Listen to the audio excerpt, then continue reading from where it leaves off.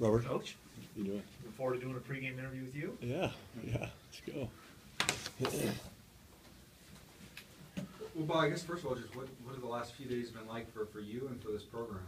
Pretty slow. Nothing much is going on here. So, right. The change has been a little dramatic at times, but our guys have been great. We've had 2 really good positive practices. Our kids are resilient. We've got great guys in our program, and we'll be ready to roll. Well, can you take us through how you end up being the interim? Did you just you apply for? They come to you, ask you what you want to do? No, Mark Coyle, our athletic director, just said, I'd like you to do it, and I certainly will do anything for this program. Have you applied for the full-time job? I have. Mm-hmm. Have you interviewed already, or how's that process going? It's going good. Yeah, the process is in process right now. Did you interview for it? I did earlier today. Is it something you always wanted to do, or just this situation fit you? Or? I think this is a great situation, and great to stay here in Boise with my family in Boise State. But I know that Mark Coyle and Dr. Custer will hire the best guy for the job. They'll do a great job with the whole process. What's the biggest thing you have to do as an interim coach here over the next 3 weeks? Well, the great thing is that Coach Peterson and our staff and our players, we do have a process that's in place. There's an unbelievable foundation, and this place couldn't be luckier or more fortunate because it just keeps going on and just keeps rolling. And so I'm the guy that kind of blows the whistle when we change the drills and that type of deal. Our coordinators are in place, everybody's here, and so we'll just keep it going. Are all 9 assistants going to coach in the bowl game? No, Keith Bonifel will not. Okay. Everybody else is Yep. going to coach in the bowl game? Yep. How, probably most of you guys don't know for sure what your job is going to be 3 weeks from now, and that's tough on you guys, but also it's tough on the kids. What do you tell them? How do you get through these few weeks? Well, I think it's everything that we talk about in this program, that you just stay the course, you keep our process going, just like a game. There's highs, there's lows. You don't get too high, you don't get too low, and you just work through it. And there is probably some anxiety about what's going to happen the next few weeks, but we're going to keep it going, and again, our guys are great, and we'll battle through the whole thing. As the interim head coach, how much of the preparation changes a little for you on the whole game plan versus a defensive game plan? Well, we all kind of put a game plan in together as it is. And I certainly will still be a part of that, but with Coach K, Coach Wachowski, and he just continues his role, and I keep coaching the linebackers, and all that really stays the same. With only 8 assistants, do the GAs get to take out a little more role for this ball game, or how do you guys handle the work? Yeah, between Coach Huff, Scott Huff, and Robert Prince, and Louis Rodriguez, some of our GAs, the running backs will be in good hands. Mm-hmm. Did it come as a surprise? I mean, how much inkling did you have that Coach Pete was looking around and that he may, accept another job? I didn't know. He didn't discuss it with me, and so there were not discussions between all of us and what he might do. It was his decision. When did you find out? I found out. I had an idea on Thursday, and then on Friday we all knew. Then we all talked to Coach Pete. What was that team meeting like to tell everybody what was going on? I wasn't there. I was on the road recruiting. I was in Dallas and L.A. Most of us were all on the road recruiting. I don't think anybody was here. So I know it was probably hard on the kids and hard on Coach Pete, but I wasn't at the meeting. Any sense why this time? Why now? Why after so many schools have come after him? Why this felt like? I don't. I think that's a question for Coach Pete. Yeah. Did you guys have much recruits in this weekend? This coming weekend? No, this past weekend. We didn't have any recruits in. No. Did you have plans to have them in this weekend? We only had this weekend. We had 8, I think, coming in, and we postponed those. Mm-hmm. What do you do recruiting-wise at this point? Do you guys just stop and wait and see what happens, or how do you handle the recruiting part? We do, because it's just not fair to coaches and the recruits. We really can't give those kids answers. And so I know that Mark Coyle and Kurt Apsey have called all of our committed recruits and talked to those guys personally. And so they kind of handle that part of it. And it goes dead this weekend anyway, and we wouldn't be able to get out as it is. And so, all those guys that were going to come in, we just postponed them until January. So you guys aren't calling them anymore? No, but again, it's just not a real comfortable situation. We can't answer those questions that they might have. And it's not really fair to them or us, and so we won't call them. That's why you said like Mark and Kurt. Yeah, so they're still getting recruited by the university, just not us as coaches. Mark and Kurt are handling that part of it. Can they continue to call them past this weekend, or is that shut No, down now? that's the same for everybody. They would have one phone call a week, like we would have one phone call a week past this weekend. So if somebody got named you or whoever, somebody coming in from out of sight, what could they do with the recruits? Nothing other than one phone call a week, Okay. unless they were to be hired in the next couple of days, and we're in a contact period right now, Okay. and they technically could go out and see those guys. What does that period end? It ends Sunday evening. Next. It goes quiet. This would be for today. Yeah. Mhm. Did Mark Bob Custer, whoever you interviewed with, did they give you any sense of a timeline on how quickly they want to move? No, I think obviously they would like to move as quickly as possible, but no, not to me. Did you interview with Mark and Dr. Custer? Just with Mark and yep, not Dr. Custer. Mhm. With everything that's going on, and now you pack this up and take it to Hawaii for 5 or 6 days, land of distractions. Yeah. How do you keep this whole thing Oh, it's gonna be together? fun over there. Yeah, it'll be good. Again, I just can't say enough about the kids that we have in this program, and I know they're all going to do it the right way. Our kids aren't going to go over there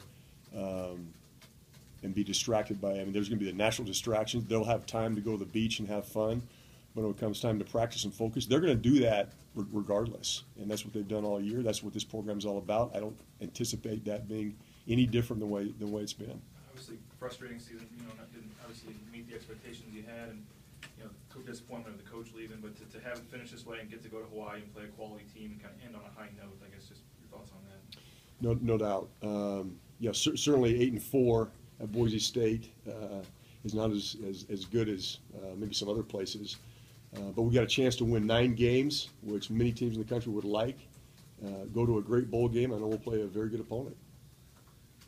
I know at least 2 of you guys are applying for the head job off of the staff. Is that odd at all that you're competing for the same job? Or? I don't.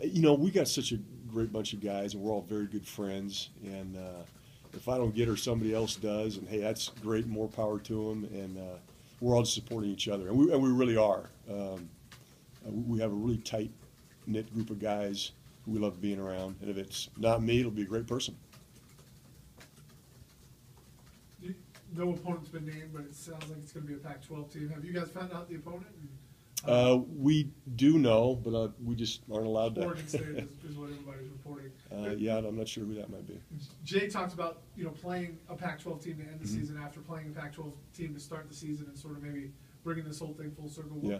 The chance to get an opponent like that for this team, which has made a reputation playing teams like that. What would it mean for you guys to play a Pac-12 team? Oh, it'll be great. I know that our guys are fired up to play. They'd be fired to play anyway, but I know they're going to be especially fired to play a really good Pac-12 team, a bowl-eligible team. And so it's going to be fun for those guys. I know they're excited about it. Does that help maybe keep their attention? Oh, yeah. Yeah, I think so. Yeah. I think anytime you get a chance to, go to a bowl and then you get a chance to play a Pac-12 opponent, that's going to keep our guys fired up and rolling. You got you used to the quick turnaround the last couple of years. Game has been before Christmas. Mm-hmm. Is it different?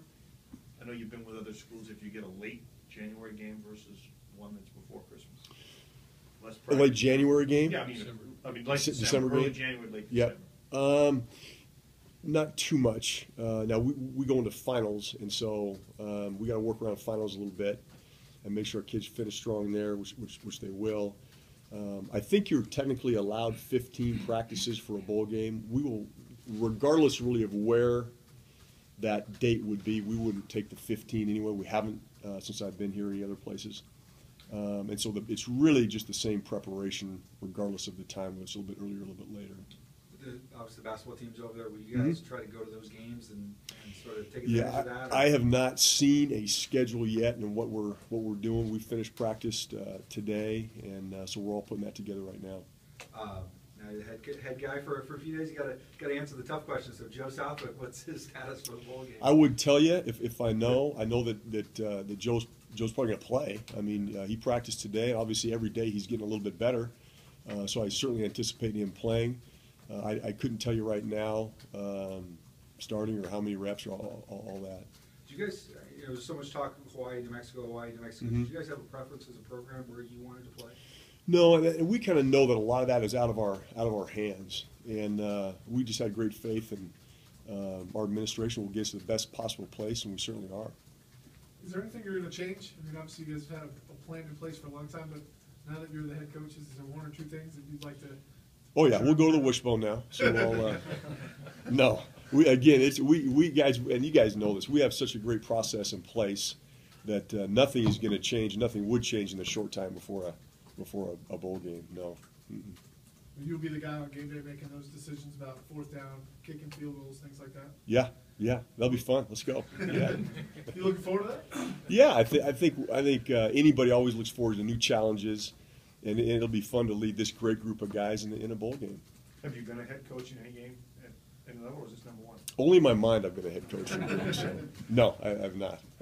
What kind of style you gonna be? Go for it on every fourth down guy? I'm going to try to be as smart as possible. So, yeah, we'll just play it and see how it goes.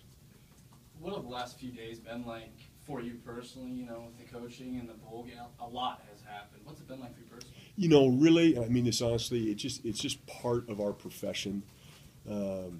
Transition is part of our profession. Football, again, the ups and downs of a game is part of it. And so we're kind of used to it a little bit. You know, my two little guys look at me, little boys, and say, "Hey, Daddy, what's going on?" But we're all good. It's part of what we deal with, and we just plow through it all, and it's all good. Obviously, it's hard on the kids, the recruits, these guys. Yeah. What do you do to try to help them understand that, it's The that's recruits part of or our it. team? Both of them, just because Yeah. they're kind of put in a tougher spot than. Well, it's first and foremost our team. I mean, those are the guys that we're closest to, and really just trying to set their anxiety level, get it a little bit lower. And that, again, it's such a great place here, and the tradition, the process that we have in place, that there's no reason for anxiety. That's human nature, and it's part of it. But, again, we've had 2 good practices, and our guys are doing a great job dealing with all of it. Shane Williams-Rhodes was held out of the last game. Any updates on his status and anybody you expect to totally be out of the bowl game? I don't know yet. I'll certainly keep you guys updated in terms of health issues. Yeah. If you don't get the head job, do you know what's next for you? I don't. Yeah, we'll see. Yeah. Have you been offered a job at Washington or no? No, not yet. Mm-mm. No. Good.